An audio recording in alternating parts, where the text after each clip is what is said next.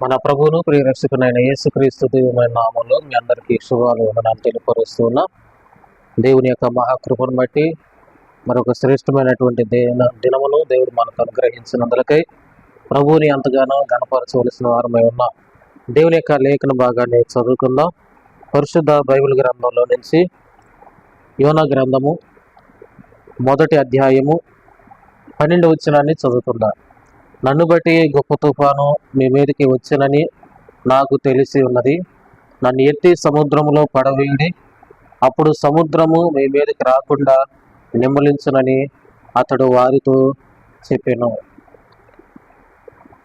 దీని యొక్క లేఖన భాగంలో నుండి నేటి దినం ధ్యానం చేస్తున్న అంశము బుద్ధి వచ్చిన యోనా. యోనా జీవితాన్ని మనం జ్ఞాపకం చేసుకుంటే, మరి అన్నీ తెలిసినవాడు, దైవభక్తి మార్గంలో ఎరిగినవాడు, నడిచినవాడు, దేవుని యొక్క కార్యాలను కనులారా చూసినవాడు. అయితే దేవుడు యోనాతో మాట్లాడి, మరి యోనా, నీవు ఆలస్యం చేయకుండా వెంటనే నినివే పట్టణానికి వెళ్ళిపో.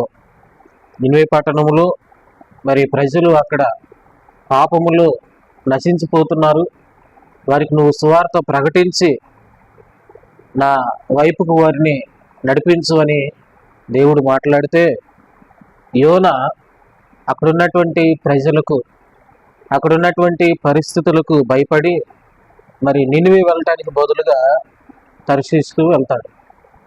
అయితే దేవుడు చెప్పినటువంటి మాటను మరి త్రోసివేసినప్పుడు యోనాకు దేవుడు ఎలాగ బుద్ధి చెప్పాడో, ఎలాగున ఆ గ్రహింపులోకి నడిపించాడో మన బైబిల్ గ్రంథంలో చూడగలం. యోనా జీవితాన్ని మనం ఆలోచన చేస్తే, మొదటిగా తాను ఎవరో గ్రహించాడు. యోనా గ్రంథము 1వ అధ్యాయము 9వ వచనంలో చూస్తే, నేను హెబ్రీయుడను, సముద్రమునకును భూమికిని సృష్టికర్త ఆకాశమందుండు దేవుడు అయిన యెహోవా యందు నేను భయభక్తులు గలవాడనై ఉన్నాను. యెహోవా దేవుడైన యెహోవా యందు నేను భయభక్తులు గలవాడనై ఉన్నాను. కనుక తాను యోనా ఎవరంటే ఒక భయభక్తులు కలిగినటువంటి వ్యక్తి, ఆధ్యాత్మికమైనటువంటి త్రోవలో నడుస్తున్నటువంటి వ్యక్తి, దేవుని గురించి తెలిసినవాడు, దైవ మార్గంలో నడిచినటువంటి వ్యక్తి. అయితే మరి ఇంత దైవ మార్గంలో నడిచినటువంటి వ్యక్తి కొన్ని పరిస్థితుల్లో యోనా దేవునికి అవిధేయుడిగా జీవించాడు, దేవునికి దూరం అయ్యాడు. కనుక బుద్ధి వచ్చింది ఎప్పుడంటే, మరి దేవుడు అతన్ని చేసినటువంటి పొరపాటును తెలియచేయటానికి ఒక తిమింగలానికి దేవుడు ఆజ్ఞాపిస్తాడు. ఆ తిమింగలము, ఆ మత్స్యము వచ్చి మింగివేసినప్పుడు మరలా యోనా ఆ తిమింగలం గర్భములో ఉన్నప్పుడు ప్రార్థన చేస్తాడు. ప్రభువా, నేను తప్పు చేశాను అని మోకాలు వేసి 3 రోజులు ప్రార్థన చేసినప్పుడు దేవుడు మరలా తిమింగలానికి మరి ఆజ్ఞ ఇచ్చినప్పుడు ఆ తిమింగలం ఒడ్డుకు వచ్చి మరి ఆ యోనాను బయటకు కక్కివేస్తుంది. కనుక యోనా తన తప్పు తాను తెలుసుకున్నాడు. 2వ అధ్యాయము 7వ వచనాన్ని మనం చూస్తే, కూపములో నుండి నా ప్రాణము నాలో మూర్ఛిల్లగా నేను యెహోవాను జ్ఞాపకము చేసుకుంటుని, నీ పరిశుద్ధ ఆలయములోనికి నీ యొద్దకు నా మనవి వచ్చెను. నిజంగా దేవుడు ప్రార్థన ఆలకించాడు. ఏ స్థలములో ఉన్నా, ఎక్కడున్నా నువ్వు దేవునికి ప్రార్థించినప్పుడు, నీవు తప్పిపోయినటువంటి పరిస్థితుల్లో, నువ్వు దేవునికి దూరమైనటువంటి పరిస్థితుల్లో నువ్వు దేవునికి ప్రార్థించినప్పుడు తప్పకుండా దేవుడు నీ ప్రార్థన అంగీకరించి, నీవు ఏ స్థితిలో తప్పిపోయావో మరలా ఆ స్థితిలో నుండి దేవుడు మొదటి మార్గాల్లో నిన్ను నడిపిస్తాడు. కనుక యోనా మరి పారిపోవాలనుకున్నాడు, కానీ పారిపోవాలని తలంచినటువంటి తన ఆలోచనలు, తన ఉద్దేశాలు అన్నీ కూడా మరి వేరైపోయాయి. తాను లోక సంబంధమైన ఆలోచనలు, లేకపోతే తనకిష్టమైనటువంటి ఆలోచనలతో నడుస్తూ ఉన్నప్పుడు దేవుడు తను ఎలాగా వెనకలాగాలో, ఎలాగా సరిదిద్దాలో దేవుడికి బాగా తెలుసు. కనుక ఎవరైనా సరే దేవునికి దూరం అవుతున్నప్పుడు మరి ఖచ్చితంగా, అయ్యో నేను ఒకప్పుడు ఎలా ఉన్నాను, మరి ఇప్పుడు ఎందుకు ఈ పరిస్థితుల్లోకి వచ్చాను, అని ఆ పరిస్థితిని గ్రహించుకోగలగాలి. ఆ పరిస్థితిని గ్రహించుకోగలిగినప్పుడు దేవునికి ప్రార్థించి, నాయన నేను తప్పిపోయాను, లేకపోతే నేను నీకు దూరం అయిపోయాను అని పశ్చాత్తాపముతో ప్రార్థిస్తే దేవుడు సహాయం చేస్తాడు.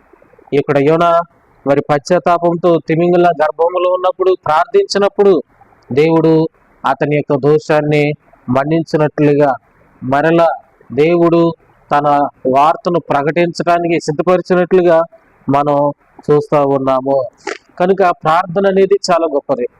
నీ జీవితాన్ని సరిచేయగలదు, నీ జీవితాన్ని కట్టగలదు, దేవునితో సహవాసాన్ని మరలా మరి ఆ సహవాసంతో నిన్ను నడిపించగలదు. అందుకని యోనా 2వ అధ్యాయం 7వ వచనంలో అంటున్నాడు కదా, కూపములో నుండి నా ప్రాణము నాలో మూర్ఛలుగా నేను యెహోవాను జ్ఞాపకం చేసుకుంటేనే. ప్రతి ఒక్కరు కూడా యెహోవాను జ్ఞాపకం చేసుకోవాలి. దేవుడైన యేసుక్రీస్తును జ్ఞాపకం చేసుకోవాలి. ఎందుకంటే ఆయన గొప్పవాడు, శక్తిమంతుడు, సమస్త కార్యములు చేయగలిగినటువంటి దేవుడు. కనుక ప్రియా బిడ్డ, లోకములో మరి దేవుని నుండి పారిపోవాలనేటువంటి తలంపులు ఎన్నటి కలిగి ఉండొద్దు. దేవుని నుండి తప్పించుకోవాలనేటువంటి ఆలోచన ఎన్నడిని కలిగి ఉండొద్దు. నీవు దేవుని పట్టుకొని, దేవుడు ఏ మార్గంలో అయితే నిన్ను నడిపిస్తున్నాడో, ఏ ఉద్దేశాల్లో కూడా అయితే నిన్ను నడిపిస్తున్నాడో దానిని ఖచ్చితంగా నువ్వు పట్టుకొని ఆ మార్గాల్లో నువ్వు నిలబడినట్లయితే దేవుడు నిన్ను మరలా ఉన్నతమైనటువంటి స్థితిలో నిలబెట్టుకొని గొప్పగా వాడుకోగలడు.